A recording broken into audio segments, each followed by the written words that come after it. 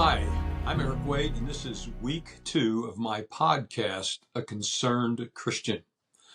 I'm doing this podcast because I'm very concerned that the United States of America could be judged by God, and I don't want to see that happen. And though I'm concerned that we could be judged by God, I believe that there is great hope, and I believe that God can use His church to change us so that He doesn't have to judge America. So my goal in this podcast is I'm trying to raise up people, recruit people that will pray in a certain way, that will pray for certain things. I think the Bible clearly reveals we should be praying for. And I think if we pray these things, it's going to change other areas of our life as well. So what I'm going to do is I'm going to talk first of all about how I think the church needs to change. And then the last several weeks, I'll be talking about why I believe we deserve judgment, because I think we need to get on this deal and start working on this so that if we are in as much danger as I think we are, we can start maybe building the wall and standing in the gap so God doesn't have to judge our land. Ezekiel 22:30. Now, D.A. Carson, in a book called A Call to Spiritual Reformation, I'm holding it up. It's an excellent book. I encourage you to buy it, read it. I'll be referring to it later. Okay. This is what he says about the church. This is 1992, by the way. Many who profess faith seem to think that Christianity is something to add to their already busy lives, not something that controls, constrains, and shapes their vision and all of their goals. He goes on to say, when it comes to knowing God, we are a culture of the spiritually stunted. So much of our religion is packaged to address our felt needs, and these are almost uniformly anchored in our pursuit of our own happiness and fulfillment. God simply becomes the great being who potentially, at least, meets our needs and fulfills our aspirations. We think rather little of what He is like, what He expects of us, and what He seeks in us.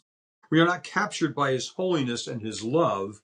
His thoughts and words capture too little of our imagination, too little of our discourse, too few of our priorities. My concern with the church today is I believe that we are unaware, number one, of the danger of God's judgment, but number two, of how much we have become like the culture that we live in. And I think the number one thing we need to do in order to change that is to change what we pray for. And I believe if we change what we pray for, it's going to have an impact on a lot of other things as well. Again, D.A. Carson says this about prayer. One of the foundational steps in knowing God and one of the basic demonstrations that we do know God is prayer. Spiritual, persistent, biblically minded prayer.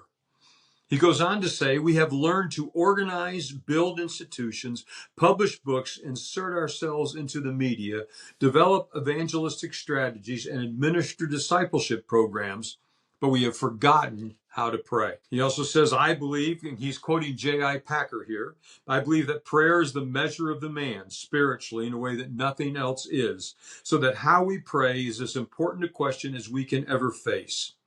Can we profitably meet other challenges that confront the Western church if prayer is ignored as much as it has been? Now, I confess, when I think back over my ministry, I would say that probably one of the weakest aspects of my ministry for 42 years in the local church was my prayer life. Now, it's not that I didn't pray. I prayed. I actually prayed a lot. I actually had regular prayer times every day. Did I do it every day? Of course not. But most days I had regular time in the Word and time in prayer where I pray for different things and stuff like that. But overall, I never considered myself a great prayer except for in one area. Early in my ministry, I was made aware, not that I had never read it before, John 17. I was looking at how Jesus prayed, and it's his high priestly prayer right before he is to go for the cross. And in that prayer, he prays for himself, he prays for the disciples, and he prays for the church. And I thought, wow, if this is what Jesus prays for the church, this is what I ought to be praying for the church.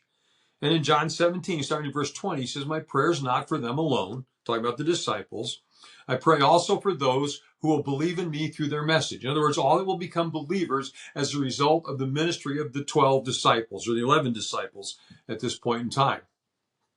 The church, us. This is his prayer for us, that all of them may be one, Father, just as you are in me and I am in you, may they also be in us, so that the world may believe that you have sent me.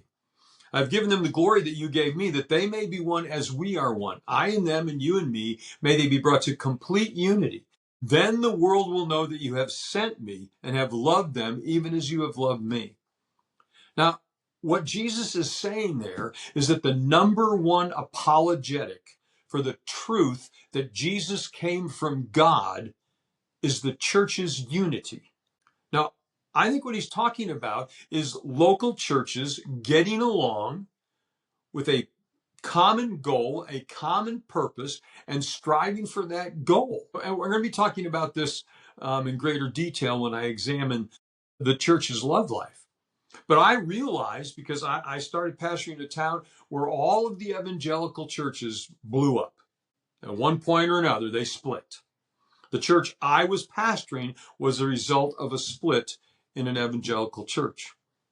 And it struck me that the one thing we Christians, we the local church, was telling our community was that Jesus didn't come from God, because our unity was pathetic. And so I started praying, God, I want to promote unity.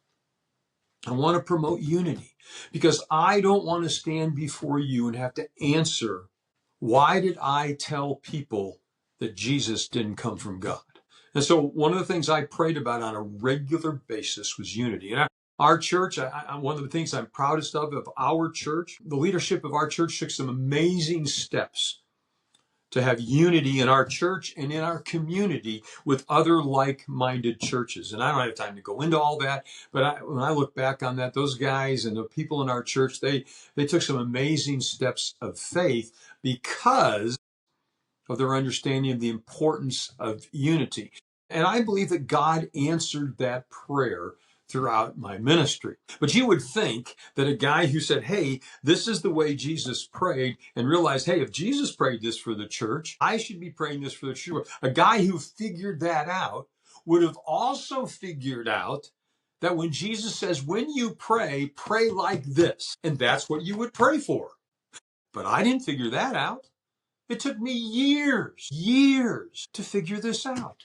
The most famous prayer in all of the Bible, the Lord's Prayer. In the Sermon on the Mount and in the Gospel of Luke, in the Sermon on the Mount, Jesus is teaching the crowds, primarily the disciples, about all kinds of different things. And he says, and when you pray, pray like this. In the Gospel of Luke, the disciples say, Lord, teach us to pray. And he says, when you pray, pray this. Okay? And so Jesus is saying, this is what I think you should be praying. Okay? This is what I think you should be praying. And I realized that I wasn't praying consistently and regularly the things that Jesus told me I should be praying on a regular basis. It was a very humbling moment when I realized this. And so what I'm going to do, I'm going to spend the next 4 weeks, okay, one phrase each week, talking about the first 4 phrases of the Lord's Prayer. And so next week, we're going to talk about the idea of our Father who is in heaven. Okay? It's an astounding thought, Then the week after that, we're going to talk about hallowed be thy name, or make God's name great. We'll be talking about that. And then the week after that, we're talking about thy kingdom come. And then the 4th week is going to be thy will be done on earth as it is in heaven.